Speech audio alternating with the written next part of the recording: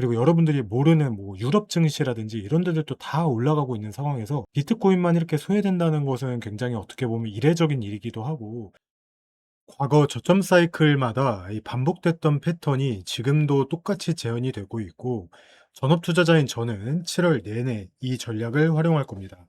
일단 7월 첫째 주에 2,700만 원 정도 수익을 확보했고, 7월의 최종 목표인 5천만 원까지 이 차공의 시황 매매 전략 오늘 같이 한번 알아보도록 하시죠. 자, 이제 비트 투자자 모두에게 행운이 있길 바라는 시황 매매하는 차공입니다. 자, 오늘 저점 사이클 신호인 주봉 차트 분석을 좀 해볼 거고요. 그 다음번에는 미국 최대 거래소 코인베이오 CEO가 밝힌 바닥의 근거, 이에 따른 제 매매 관점, 그리고 저를 전업 투자자로 만들어준 시황 매매 이 매력 포인트를 여러분들께 좀 알려드릴까 합니다. 저도 어쨌든 매매라는 것 자체는 이제 주식으로 시작을 했어요. 그러다가 깡통도 한번 쳐 봤고, 그 이후에 되게 열심히 뭐 차트 분석이나 지표 분석 해 보면서 매매를 해 봤는데, 결국에는 이 시황 매매에 모든 것이 달려 있었다. 고 기관 투자자들이 흔히 하는 말들 뭐 매크로 분석이다, 이런 것들에 있어서 이 시황을 무시할 수 없기 때문에 여러분들이 이 시황 매매의 재미 한번 알아가셨으면 좋겠습니다. 자, 일단은 주봉 차트 이야기를 좀 드릴게요. 왼쪽이 이제 현재 주봉 차트고, 흰선은 이제 5일선을 나타내는 건데요. 이 오른쪽은 그야말로 코인을 하면 바보 소리 듣던 이제 FTX 사건으로 폭락이 2번, 3번, 4번 막 이렇게 나왔던 2022년 차트입니다.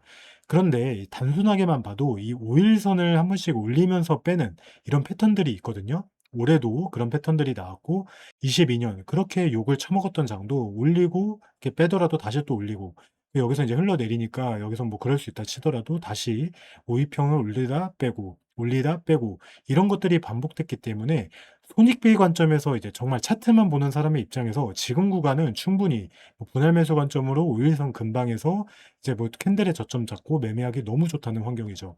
그러니까 이거는 뭐 시황적인 내용을 떠나서 지금 일단 단순히 반도체주에 들어가는 돈이라든지, 지금 뭐 하이닉스, 삼성전자 ETF에 들어가는 돈이 하루에 뭐 몇십조 원이라고 하는데, 이 자산 시장에 돈이 그만큼 많다는 거고, 뭐 2022년처럼 고금리라든지 뭐 고유가 상황이 아니기 때문에 비트코인의 이런 상황을 고려했을 때도 기술적으로도 너무 덤벼볼 만한 구간이고, 제가 그래서 이제 지난주부터 계속해서 분할로 모아가고, 뭐 부분 익절하고 또 다시 여기서 만약에 눌리면 좀 더 모아가고, 이런 식의 좀 전략을 생각하고 있습니다. 그런데 이제 시황 매매라는 건 단순히 차트만 보고 하는 게 아니죠. 이제 이런 프랙탈적인 관점도 매우 매우 중요하지만, 결국은 타점 잡는 어떤 기준이 좀 있어야 되고, 단기적으로 어떻게 잡아야 되는지, 이런 것들은 제가 뭐 4시간 본 기준이나 일본 기준 이런 기준에 따라서 칼럼에 좀 정리를 해 놨어요.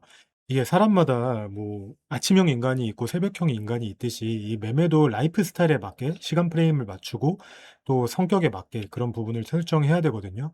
그래서 그런 부분을 여러분들이 칼럼 보시면서 좀 공부 삼아 하시고, 궁금한 점 댓글로도 남겨주시면 제가 최대한 아는 선에서 성심성의껏 답변해 드리도록 하겠습니다. 자, 그래서 저는 좀 여유롭게 매매를 하는 편이어서요.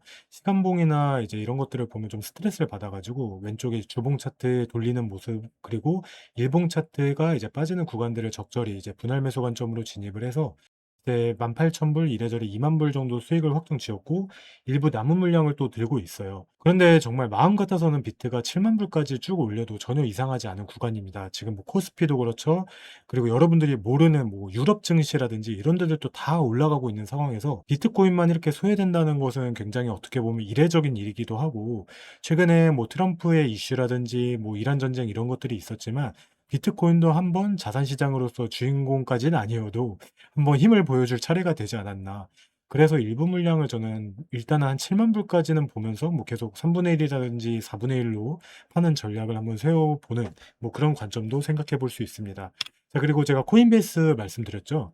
어쨌든 미국에서 가장 큰 거래소의 CEO입니다. 좀 생긴 게 좀 무섭게 생겼는데, 이 회사가 어쨌든 비트코인을 16,492개를 보유하고 있고, 이게 이제 어쨌든 작년 기준인데 평균 원가가 70,000불이라서 지금 엄밀히 보면 좀 손실권일 겁니다. 그리고 코인베이스 이 CEO가 인터뷰에서 여러 번 밝히기를, 이제 거래소 내에서 데이터들이 있잖아요. 뭐 거래량이라든지 고래 지갑의 동향이라든지 이런 것들을 봤을 때 60,000불에서 굉장히 유의미한 이제 유입이 들어왔다, 매수세가 들어왔다, 이런 말을 했기 때문에 이게 단순히 코인베이스 카더라 이런 말들이 아니라, 실제 이제 비트코인의 MVRZ 이제 지표를 보면은 이게 시장 가치 나누기 실현 가치를 나타내는 것인데요.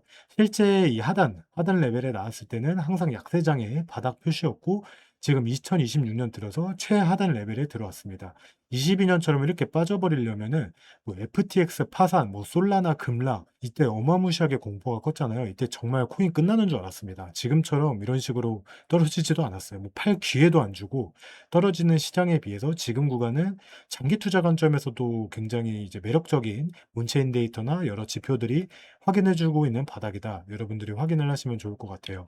자, 그래서 이제 차공의 시황 매매는 뭐 구구절절 뭐 차트에 대해 분석하는 것도 아니고 어쨌든 차트는 지지와 저항, 추세 이 세 가지 메인 관점으로 보시면 되고 지금 시장을 움직이는 재료, 시황적인 게 무엇이 있느냐 이런 것들을 좀 종합적으로 판단하면서 결국 내가 정하는 방향성에 대해서 좀 확신을 갖게 하고 어쨌든 비트코인은 24년부터 미국 기관이나 이제 여러 가지 뭐 회사들이 많이 매입을 했기 때문에 이런 매크로적인 관점을 여러분들이 공부하시면서 매매에 적용해 보신다면은 뭐 한 달에 월천 정도는 저는 재능의 영역이 아니어도 이 시황 매매법으로 가능하지 않나 이런 생각이 듭니다. 천 물론 시대에 따라 다르겠죠. 시대에 따라 다르겠지만 크게 손실 볼 일은 없을 거다. 왜냐? 근거가 거시경제에 있고 재료를 계속해서 발굴해 내고 거기에 따라 뭐 손절도 나가기 때문에 전혀 어떻게 보면 뭐 감으로 하는 매매라든지 지표의 단점이라고 볼 수 있는 장기적인 뷰에서 흔들림을 막아줄 수 있다. 이런 게 좀 장점이라고 볼 수 있어요. 자, 그래서 오늘 7월 9 일도 차공의 시황 매매 좀 쉽고 간단하게 나눠 봤고요. 여러분들이 칼럼도 많이 사랑해 주셔서 또 올해의 칼럼에 선정됐는데 제가 또 지금 준비하고 있는 칼럼 글들이 있어요. 2 편이라고 볼 수 있죠. 이것도 제가 최대한 신경을 써서 만들어 볼 테니까 구독, 좋아요 해 주시고 많은 관심 가져 주셨으면 좋겠습니다. 자, 오늘도 시청해 주셔서 감사합니다. 모두 복 많이 받으시고요. 한 주 잘 마무리하시길 바랍니다. 감사합니다.